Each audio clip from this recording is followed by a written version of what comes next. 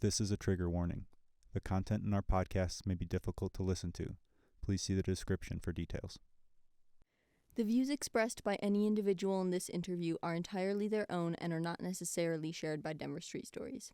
Denver Street Stories is an active supporter in the LGBTQ+ community.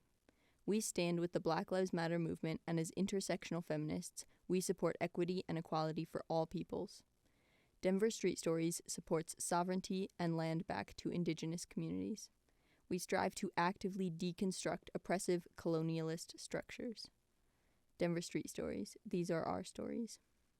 All right, so hi, welcome back everybody to Denver Street Stories. We are here today with Cherry Lifesaver. Hi, if you want to introduce yourself. Yeah, that's kind of a cover name, but kind of a name partially that part of that's my real name, but I'm not going to say any more than that. All right, that. Well, Cherry Lifesaver has been telling us a little bit about her story with Denver and just her experiences and struggles and just her kind of story. So first and foremost, we were kind of talking about like ideas you had about just like things to do with homeless people or houseless people, like public bathrooms or like just other things like that. Yeah, using a restroom, letting your body do what it's supposed to do anyway. Mm-hmm. Taking a pee or going the other one is almost impossible in downtown. I haven't been to downtown in 6 months. I went to the station, and the attendants, they were actually rude about not letting me use it, and I didn't know why. But later on, a free mall ride bus driver explained that they have found fentanyl in the marble in the rocks in the bathrooms, and it's toxic now, and so even the employees are not allowed to use it until it's been cleaned up. So it's a toxic hazard now. Okay. But then I tried to find one as I was shopping all the way down 16th Street, and I didn't find one at all until I got to Union Station, and even Union Station you can't use it sometimes. I mean, today it looked like you could, but I know later on in the evening you can't use it unless you purchase something. And I don't have a problem with that most of the time, but the homeless don't really, I don't know why they're not clued into that, but they're not. I mean, it doesn't take much, you don't have to spend that much. Yeah. And it's also just kind of unfair, though, that there's that requirement anyways, and they're kind of like restricting that right from you guys. There's only 3 restrooms downtown at all for everyone, let alone the homeless. And that's not enough. Yeah. So I don't know what they think people are going to do. What? That's not a solution. It's not even close. But you were kind of talking about an idea you had about like the porta potties or... Yeah, I think they should have a lot of porta potties. Mm-hmm. And I think they should let people paint them the way they let people paint the electrical boxes in communities, mm-hmm. so that they kind of blend in. Yeah. And then I think they should be serviced and serviced well. Yeah. And I think if Denver did that, this entire problem would just go away, and Denver would be a lot cleaner, mm-hmm. and it would be a lot healthier for everyone. Yeah, I mean, that's a great idea. Thanks. It's kind of really embarrassing to have to go to the bathroom that bad, and there's absolutely nowhere to go. Yeah, it seems like there's a lot of stigma around that specifically, like that a lot of people who do have houses seem to have a problem with that when people who are on the streets have no option. I think they think of all homeless people kind of the same. And like, I'm homeless, but I don't smell bad like some of them smell so bad. So I think they group us all together. I do. If they would think of me more often than them, they'd realize that I'm downtown shopping. And I need to go to the bathroom. Yeah. It's not that big a deal. Everyone needs to use the bathroom. Yeah. You can ask all night long, and there's just nowhere. It's really embarrassing. And I have not had that kind of a problem ever before, where you go shopping and you can't go to the bathroom anywhere. Yeah. Well, I was just going to mention that there is a bathroom in Union Station. Are you able to use that one, or have you been to that one? They look like there are a lot of people going and coming today during the day there. But if you're there past, like, I don't know, 7 or 8 p.m., that's kind of closed off to you by security personnel. They just kind of stand right in your way. So you actually have to purchase something at the one and only restaurant / bar, I guess there's I shouldn't say it, but there's an easy, totally free way to fix that. And I stumbled on it, but I like Virgin Marys. And bartenders frequently give them to you because there's no liquor in it. So I'm sitting there drinking a Virgin Mary, and the security people think I've purchased that drink when I didn't purchase anything. I don't want to let that out too fast, though. So That's a good idea. That's fair. And then, do you have access? Have you tried to look for work, or if I may ask about kind of funds and whatnot? How do you kind of manage that? I have. I'm on disability, so I had wages to fall back on. But I'm actually gonna. I've wanted to go back to work for 5 years now. So I've been homeless since November 1st, 2019, and I wanted a job 2.5 years before that. I mean, I was so excited. I just can't stand it. I can't wait. So I really shouldn't be homeless right now if I want to work that badly. And I can't. When you're homeless, you can usually only get one thing done a day, and it takes all your energy, and you're zapped at the end of the day. And that might sound ridiculous, but you have to walk everywhere you go, and it's a long way. Yeah. And I have to take my stuff, because if I leave it behind, the other homeless people steal it. Yeah. So I mean, I just going to the gathering place and their employment / education lab, that would be the whole day. And I have so many other things I need to get doing. But I've also been nominated for, I think it's called A Carpenter's Hands. And they actually help women with cars. Oh, cool. And I think they match funds. So they told me I've been waiting a year for this. And I get to apply in August. That's around the corner.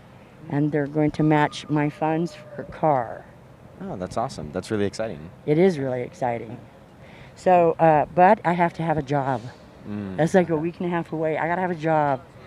So, I'm perhaps capable of pulling in an executive secretary. I've got an impeccable career from a long time ago. I don't even know if I can work, really. I don't know if I'm capable. But I figure part-time, just try it or something. I don't know. Which is fair. It's understandable trying to get that income stream. But would you mind talking a little bit about your career or your past, if you're comfortable with sharing that? I almost have 4 college degrees. Wow. Yeah, I like college.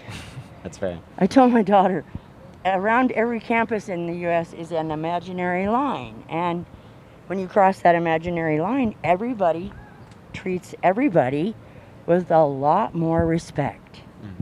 And then when you go home at the end of the day and you cross that line back, you go back to the ugly world where everybody's so damn rude. And she came home and the first day and said, "Oh, Mama, oh, you're right, wow." So I think that's why I like college so much. It's that atmosphere of so much respect. Which is nice. And yeah, you seem well-spoken and articulate. Pretty smart. People walk all over me though, and they lie, and I don't know. Is there anything else you'd like to say in regards to the negative attitudes towards people who are experiencing houselessness? I've had a lot of people say to me, why are you homeless? And I've told them, it's an unusual set of circumstances that should never happen to anyone.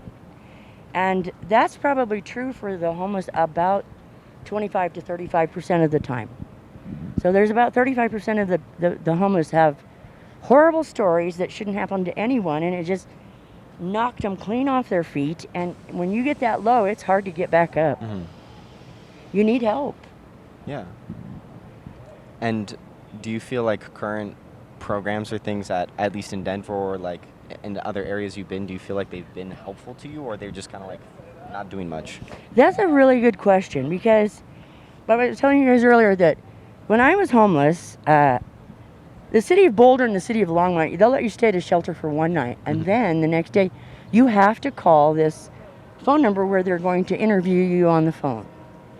And after they interview you, they tell you where you're going to be housed, what shelter, what town you can get a shelter. And they forced me to go to Boulder when I lived in Longmont. And I said, please don't do that. Because I had an illegal eviction going on. I didn't know that's what people have said that's what that is, that I had. I didn't know that term. But I said, I can't fight an eviction from another town. I'm not well enough. I'm elderly. I don't have the funds. And indeed, I did a very poor showing. But they shouldn't have done that to me. And then I think I was in Boulder for like 9 months maybe. And Boulder forced me to come to Denver, and that's when they had 600 women in the Coliseum. And I was really upset at first. I said, I'm elderly and I'm not well, my health. Why are you doing this to me? And they said, they have a lot more resources. But, I mean, I don't know how they did what they did. They took all those people, those 600 women out of the Coliseum and put them in these 5 hotels they had around town, and then they kind of quickly took them out of those hotels and put them in housing all over these communities. Some of us have been a lot harder to place, like me, but they did, and as soon as they got emptied the women's, they went over and did the men's, and I'm pretty sure they emptied that too. Now, I wish they were doing that 25, 30 years ago. Maybe we wouldn't be where we're at right now. But that's kind of phenomenal that they did that. And then they recently ran out of funds, so they closed 3 out of the 5 hotels. And then they just recently, about 5 weeks ago, closed the last 2. And those of us that were still there, they relocated us. And I'm in a motel right now that was condemned 6 months ago. And I don't think it's habitable. And I think that's what's causing the infection in my leg that I have to go seek medical care for. I have to get away from that sickness in the motel and get away from it. I mean, it's kind of sad that the programs that are meant to support you guys aren't really doing like a good job of what they're set up to do. But talking about your leg, are you comfortable talking about kind of your experiences with like trying to get medical attention and things like that? And how they had nursing staff in these hotels available to us 5 days a week. I had wound supplies. And a practitioner was there once a week. That's kind of phenomenal for the homeless to have that kind of a medical care right there all the time. And we all utilized it. It was really nice. It was really nice. Hey, did you know that art builds new neural pathways? A lot of people are like, isn't that cool? That is cool. That is cool. So we ought to have a whole lot more art, especially for the homeless, because it will help them get healthier in the brain. Yeah, kind of a healthy way to express themselves and whatnot. Yeah, I won an art contest in Weld County. They wanted you to draw a picture of what you thought the library would look like 20 years from now. I got second place in the adult division, and it was on exhibit for a year. Wow, that's really cool. Dr. Seuss was my inspiration. Nice. So, the homeless really are a myriad of all different capabilities. And there are a lot of still well-educated homeless people that still can't quite get up. Yeah. So, yeah. I mean, class division is a really big issue right now, especially with the growing wage gap and everything. But gender bias is the worst I've ever seen it in my entire life right now. And I think it has to do with trafficking. Because the older men are getting used to the little girls. I was talking with a gal from, I think it's the Empowerment Program or something, at the Gathering Place. And I was telling her I can no longer get away. And she said we are hearing that a lot from domestic violence victims because technology is assisting our batterers or our traffickers in locating us so quickly that we can no longer get away. So I'm not the only one, but that's a big problem right now. And I don't know how. That's why I gotta beat them at programming and coding. That's the only way I think it's gonna go away for me. I don't get to see my children. Have you ever heard of the Flow Genome Project? No. Sounds interesting. So these two guys went out to study flow. Flow is your best natural high you've ever had. Oh, yeah, like flow state. Yeah. Yeah, okay. And they discovered some cool stuff. And they didn't expect to discover what they discovered, but they say that humans, that's kind of what we're meant for. Mhm. We're very emotional beings. And they actually reverse engineered it and came with a whole bunch of stuff. But, you know, these raves that they have around the world with so many people, they're saying that humans were kind of meant to get high. They didn't want to find out. That's not the message they went for. That's not what they wanted. It's founded by two people. One of the founders, he's written like 7 New York best-selling books. No one's ever written 7. He's just a journalist. Yeah, it is. And they're saying that these raves with so many people, so a lot of those people aren't high even. They just love the music and being with the crowd. And they're saying that we don't even know the magic that might have in it because that's what humans were meant for. That's really cool, actually. It is pretty cool. Because I've been lucky enough to experience flow state a number of times. And so, yeah, I love the feeling. Like, I feel like I'm operating at peak efficiency and capability. Sort of feel like that's what our capability is. Like, You mean all you the feel time. like that you are a lot of the time? No, I'm saying that it would be really cool to be like that all the time. Because, like, I run a lot. And then I've also, like, just had that experience sometimes in my life where I just feel like everything is moving very smooth and correctly. But You know, the Flow Genome founders, they also say that during the day we're just collecting data, and when we sleep we're processing it. And because the world's so much faster, the whole world's going faster, that we're only taking in 10% of what's going on around us. I have heard that with human brains. You've heard that too? And then, yeah, also apparently only like 5% of our thought is actual conscious thought, and most of our just like brain is just kind of going like background noise, and it's just kind of like, as opposed to like analytical thinking, like we think that humans are very like computer, like, oh, you have cognitive thought, but it's a lot more like, I think it was mental drift is the term that was used, where people are a lot more just like fluid in their thoughts and their ideas than we were initially like led to believe. I kind of took it another step further, and this is probably not a good idea maybe, but I'm saying then we're not responsible for just reacting to what's going on. So I'm not responsible for all that stuff. We're just reacting to what's going on around us. And that's kind of the truth.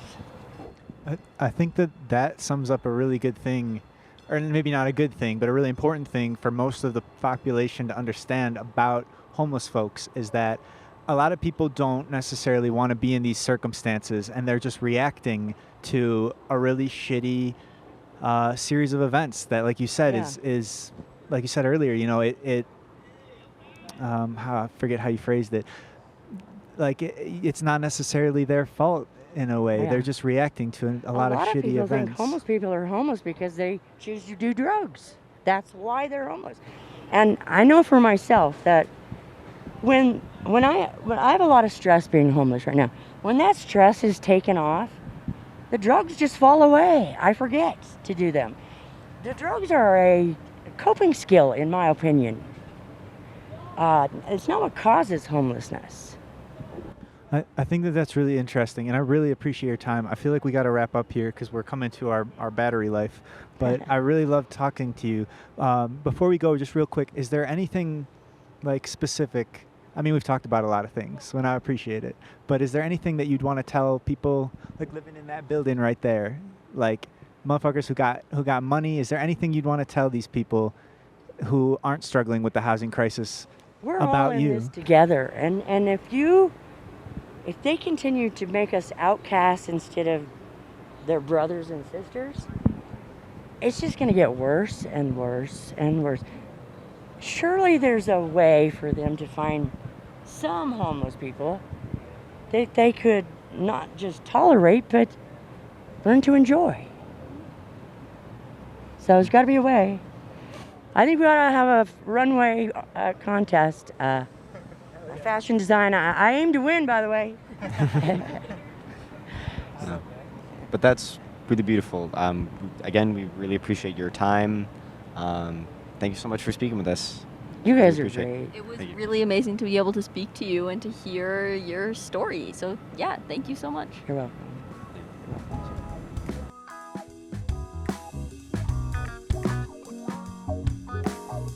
Thanks for listening to Denver Street Stories.